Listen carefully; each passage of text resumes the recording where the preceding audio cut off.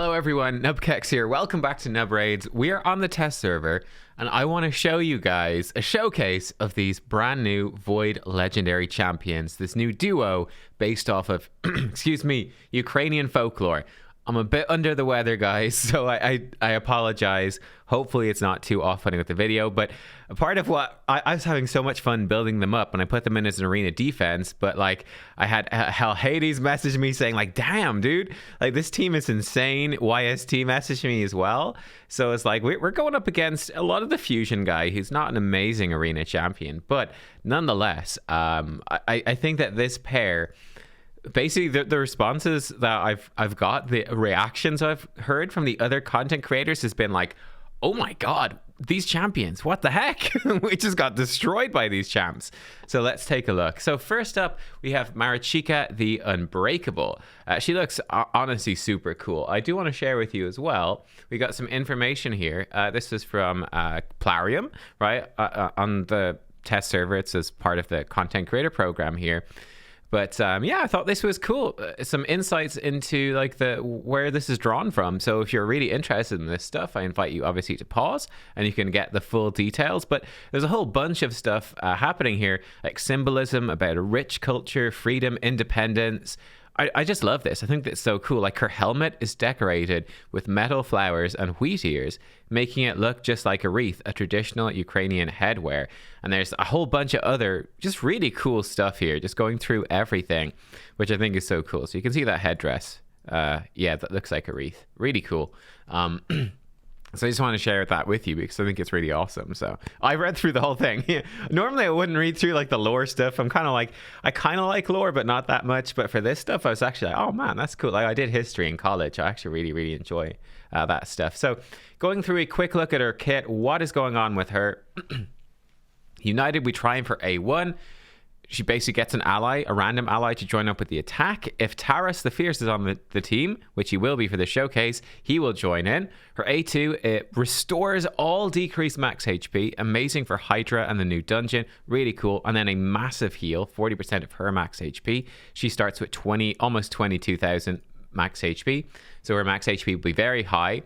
Then puts a shield and a protective strengthen on all allies. The shield's equal to 20% of her max HP. Not the strongest shield in the world, but a good shield.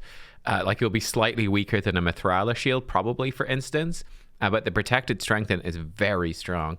And then she also is an A3, removing all debuffs from all allies, filling the turn meter of everyone by 15%, an extra 5% turn meter fill for each debuff removed, and then increases their resistance by 5 for each debuff removed, gives an extra turn if 5 or more debuffs were removed. So an insane team cleanse.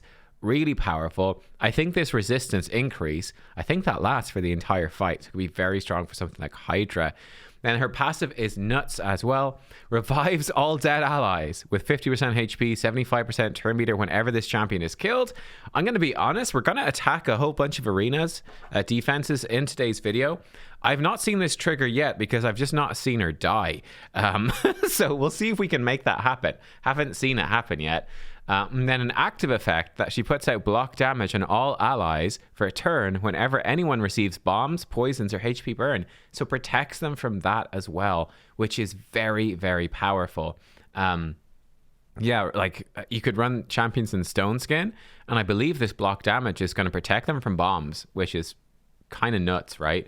Then speed in all battles, aura by 24%. So interestingly, she actually doesn't rely too much on Taurus, right? Like she doesn't actually gain anything from having him on the same team. It's just he's going to join in with her A1.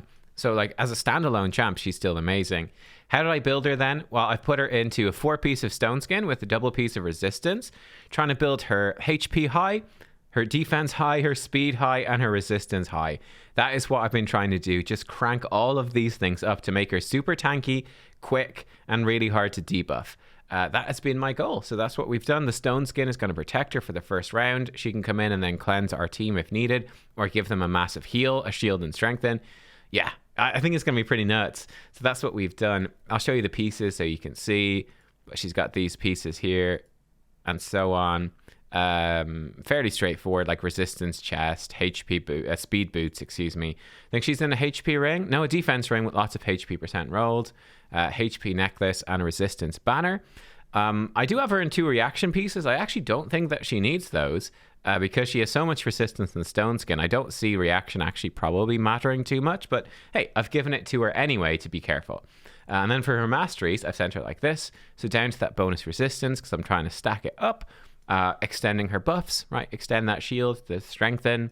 I think that's quite worthwhile. Give her some more stat bonuses here. Kind of straightforward stuff, you know, more healing when allies are low on life. More turn meter when her stuff expires. I think it looks pretty solid.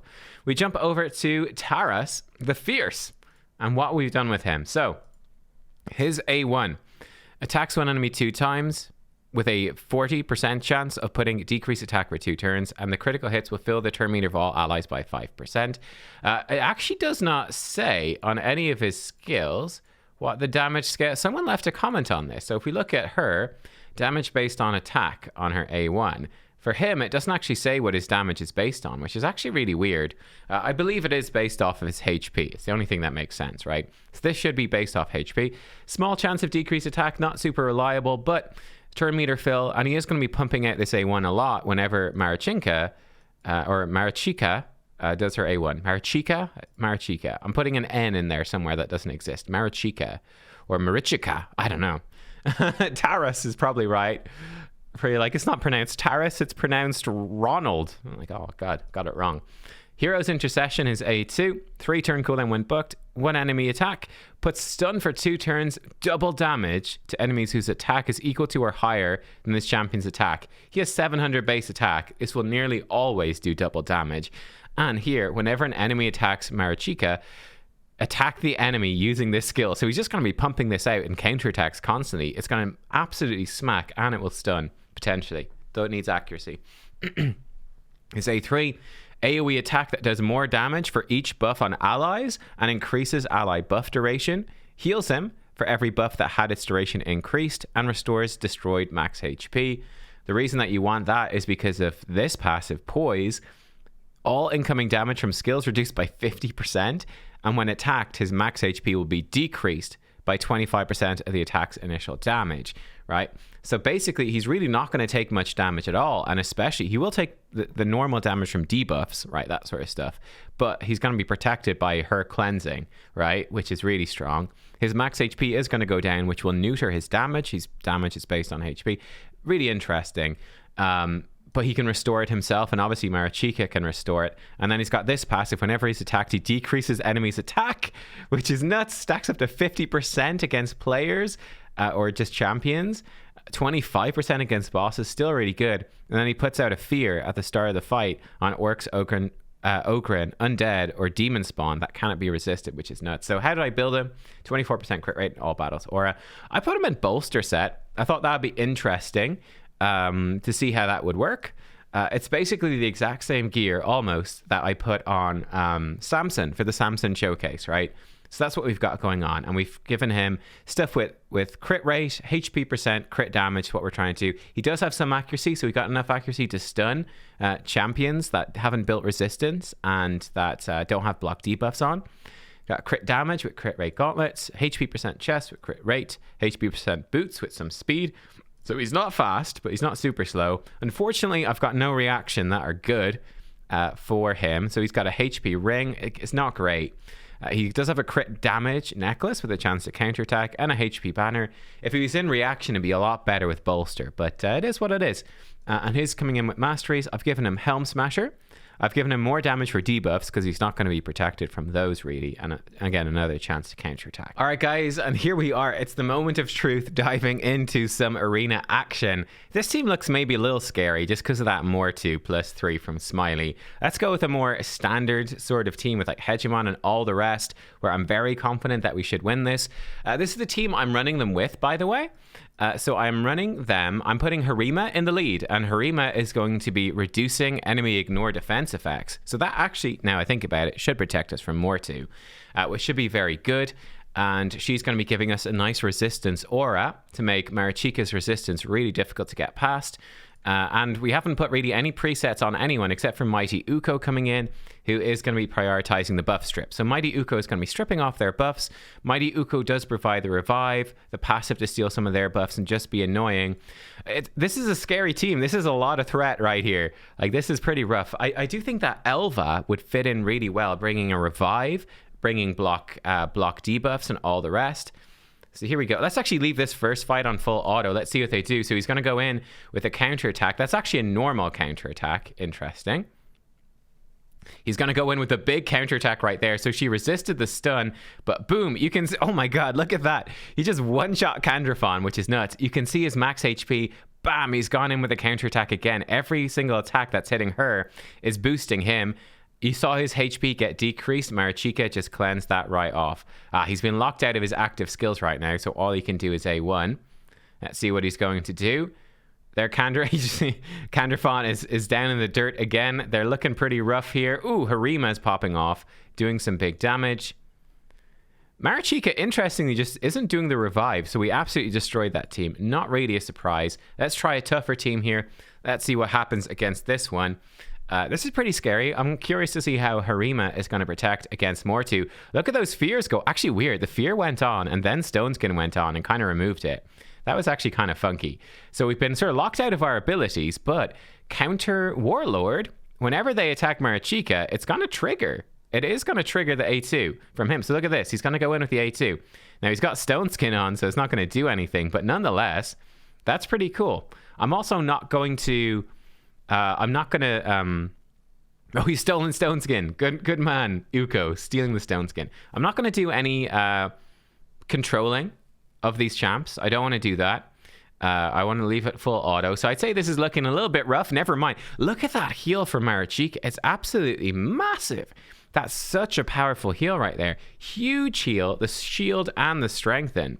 That's quite an insane move. Boom. All right, so we've taken down Warlord. The ally attacks coming in from Marichika, definitely adding up to quite a lot. Oh no, he's been turned into a sheep. It's a disaster. All right, we've got the A2 coming in.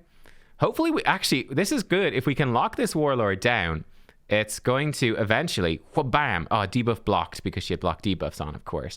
It is eventually going to allow us to actually get off some more of our moves. Look at that. Mortu can't even make a dent in Harima. He's being baited in because of the positive affinity. You fool. Barely made a tickle against her. And yeah, right here against a very, very nasty team, we're like sort of slowly wearing them down. We're really waiting to get back to our bigger moves. I think we'll have a chance right now because, yeah, now that Warlord is dead, hopefully our boy can get back to his big move. Uko going down is bad, though. We've got no way to ever pick him up. Ooh, big smack against the Duchess. Again, bearing in mind, they have the Harima passive protecting them, guys. And we don't have any decreased defense or anything like that. But Harima's passive is protecting, and he's still taking big chunks out of her. Bam, there goes the AoE. It's a massive hit. Again, it is once more reduced by the Harima passive, and of course the Duchess passive, reducing it big time. You can see Harima, without increased defense, like she's built well, but her damage is not on that level at all, really. Oh no, we've targeted Mortu. Full auto has worked against us. Oh no, we're targeting Harima. Okay, can we get her down? Okay, that decreased defense from Harima is going to be very helpful. He's going in. We almost have them down. They've, of course, gotten picked back up. That's okay. Bam, but Duchess is down, so this is really big. Ooh, 56k. Sit down, Warlord. He's taken him down. Strengthen is on. Long fight, guys, but looking like a pretty good one. Boom, he's in with a 2-turn stun on the counterattack. Of course he is. And then he's almost going to finish her off with the A1. Oh, he is going to finish her off with the A1. Like, this guy's just insane. Watch this. Bam! Almost 66k damage against that Mortu. Just nuts. That is just nuts. There we go. That's kind of shocking. Taurus did 649, almost 650,000 damage. Harima did 109,000. You know from my Harima showcase that Harima is not a champion that I think is weak. In fact, I think this is a champion who is very strong. She has 6.7k defense and 240% crit damage. She is in Stone Skin, but then he's not in Savage either, right? Taurus isn't in Savage. She doesn't have increased defense on her, so that's going to reduce her damage, but nonetheless, nonetheless, like the stuff this guy's doing is crazy. So some of the fears go out. Stone Skin protects. Luckily, Duchess is feared. That might mess them up a little bit. Here we go. They're going to be triggering counterattacks as well with him. Oh, look at that. He goes in with the AoE. It does good damage. Oh, he's just put a massive stun there on Venus. That is good. Oh, and they've taken out Necret already. Just disgusting. Now, Harima is sort of popping off right there. She gets her extra turn. She's slapping some good damage. She's provoked the Duchess. So really locking out what they can do. Oh my goodness, we just broke Stone Skin on Cupidus and stunned him. I've never actually seen that happen before. Bam. And Duchess is down, just like that. Marichika went to half life and she just healed herself to full, put a strength in and a massive shield on. All right, he's attempting to hit back, and there's not much they can do. they've just taken them out. That's actually insane. Like, we just went up against a Venus, Necret, Duchess, Cupidus, and didn't even break a sweat. We didn't even break a sweat. That is just absolutely nuts. That's just nuts. Let's go up against this one. We got a +4 Cupidus here. I'm curious, does this make the difference? I think the weakness with this team is that I don't have reaction. Oh, look at that. Oh, okay. There's the weakness of the team. So he actually is vulnerable because it's an irresistible fear. He is really, that's actually a major weakness. I did not realize that would be a problem. But yeah, that's really interesting. Wait, he has like no accuracy on Venus. What the heck? I don't have that much resistance on these champions, but we resisted Venus's debuffs. That's kind of nuts. Maybe she's missing gear. Okay, we're getting big hits coming in. This is looking, I will be honest, a bit rough this time. That provoke, or the sheep at the start really messed us up. He's not doing his ally attacks either. Is he getting bugged by Ultimate Death Knight? I'm not sure. I don't think anyone was dead when she died, so now we're just dead. We're gone. Unless she can carry it through. I'm not sure entirely what happened. I don't think we can carry it through. She has 0 turns on her buffs. That's really strange as well. 0 turn sleep? How odd. So we are going to go down. We lost one. We got messed up by Polymorph. So Polymorph, because he places the irresistible fear, messes him up. That's really interesting. That was the first team that came even anywhere close to beating us. That was pretty crazy. So yeah, the Polymorph is what did it. And then he really got messed up. I felt like there were some maybe bugs at Ultimate Death Knight, but maybe there was fears or stuff I didn't quite notice. I'm not entirely sure. Yeah, I'm not entirely sure. Ooh, that's a scary team. Let's see how we would do against this one. This will be fun against the new Void Legendary. Ultimate Death Knight, again, we'll get to see the bugs. They've got Cardial. Again, the thing I'm worried about here is the Torment locking us in because I don't have Elva. I would run Elva if it was my main account, but because this is the test server, I actually don't have her. So for example, oh no, he's frozen and she doesn't actually break him free. I think she's going to wait until there's an, oh, look at that. He does ignore Stone Skin. This champion actually ignores Stone Skin, guys. Holy heck. Did you guys see that? He's super squishy. And I'm also not sure how Ultimate Death Knight didn't redirect those hits. How did Ultimate Death Knight not redirect those hits? What happened there? That was weird. But yeah, wow, that champ actually ignores Stone Skin. Have to do a look at him soon as well. Pretty crazy stuff. Yeah, she's healing again. She really doesn't like cleansing.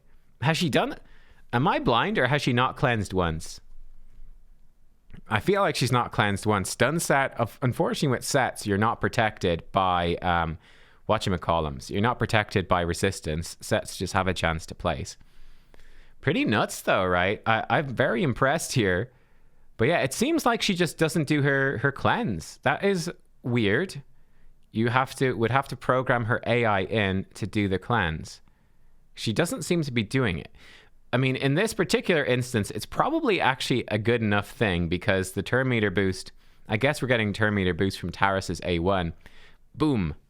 Good AoE hit without any buffs to boost the damage. That's one thing I slightly lack with this team is a lot of buffs. Let's actually take it off auto. And let's actually see this because she's not done it yet. She's just not done it. Boom. Cleanse and turn meter boost. Look at that. Fantastic. Oh, of course he's hitting Ultimate Death Knight. Okay, cool. With the single target.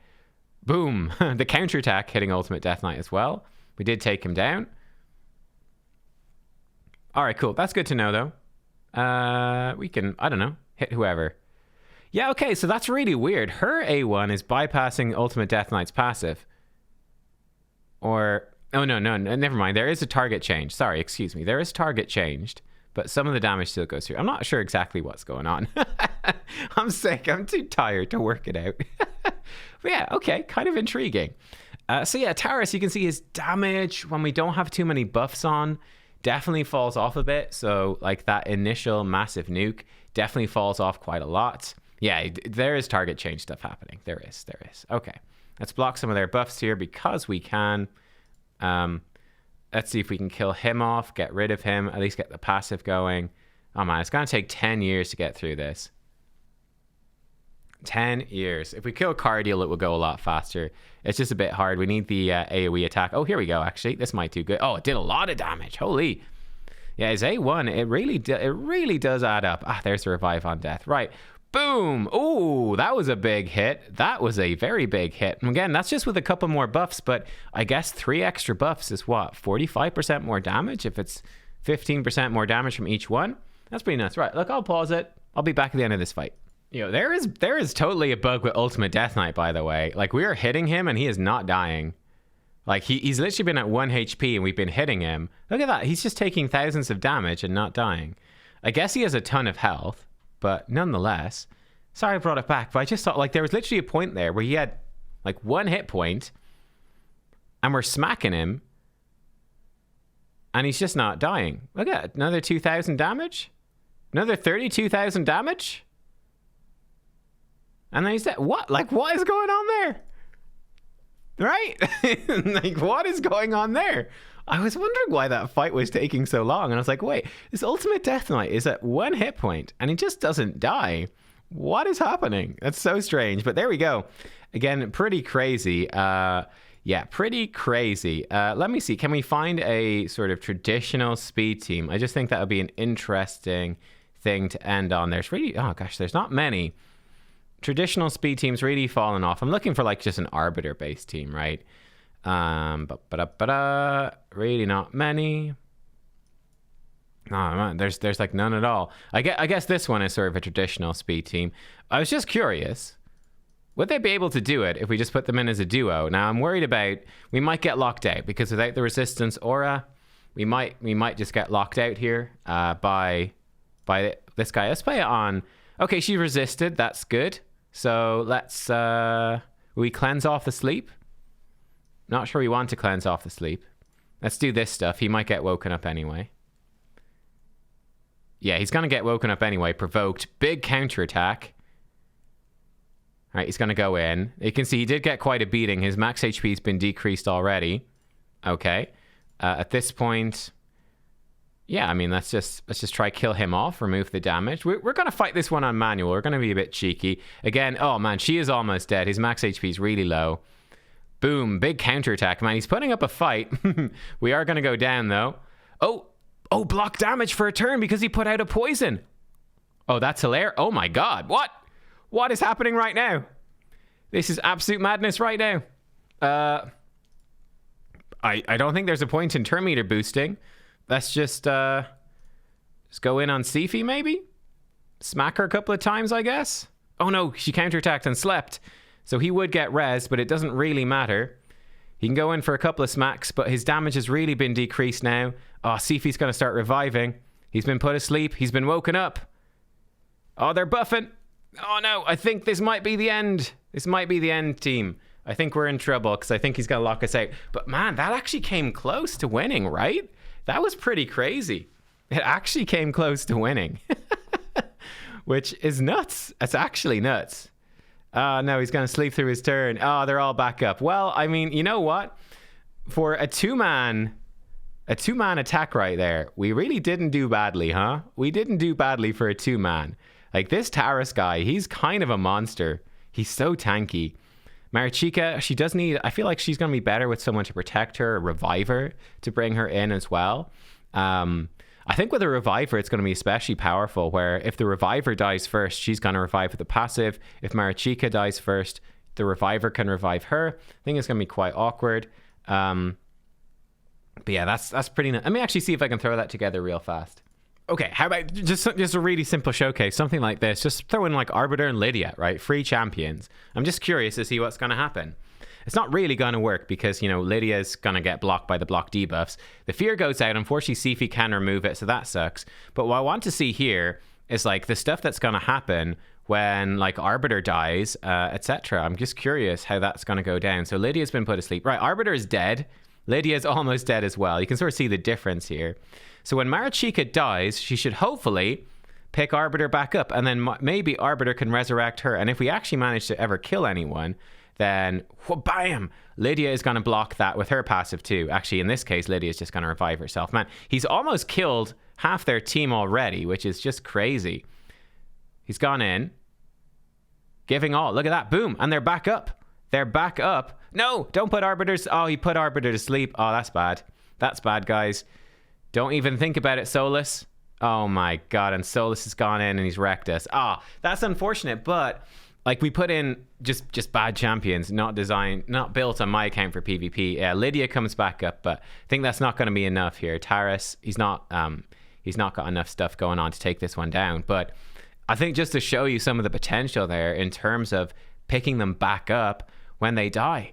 Like you put in like a more late game, more Platinum Arena reviver here, like a Sifi or something like that. And that's nasty. When Marichika dies, you're just going to pick the Sifi right back up. That's super, super cool, along with the rest of your team. Just to showcase that, I thought that was awesome. And it also showcased some of the tankiness in a pretty tangible way,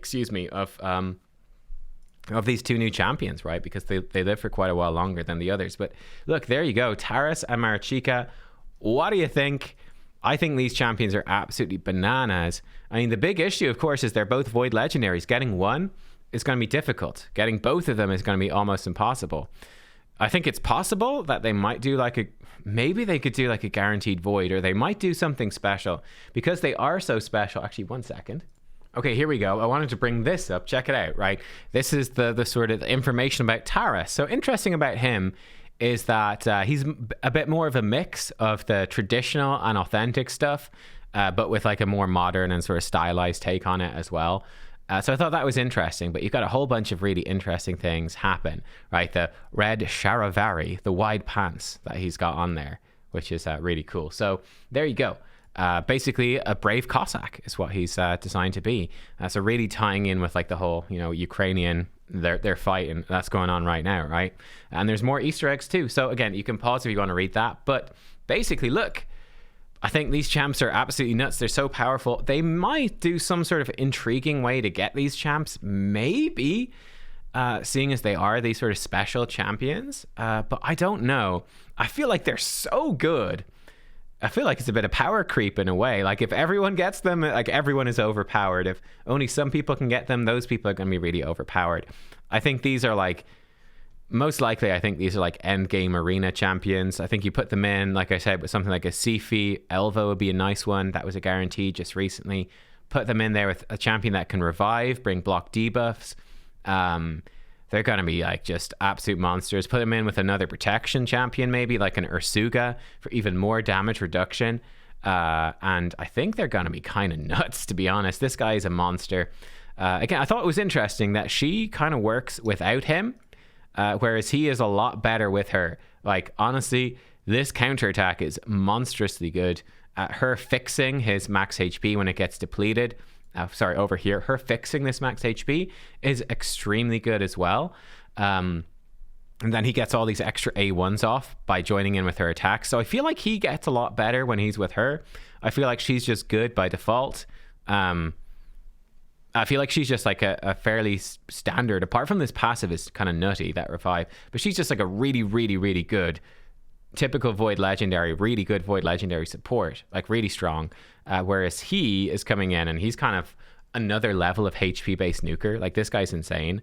And like I said, I ran him in bolster. Look, there you go, guys. That is a quick show. Well, not probably quick, probably a medium length showcase of these champions in the arena, along with my thoughts. And yeah, just trying to show them how they work, how they don't work, and all the rest. Hope you enjoyed it. I'll see you all next time. Bye bye.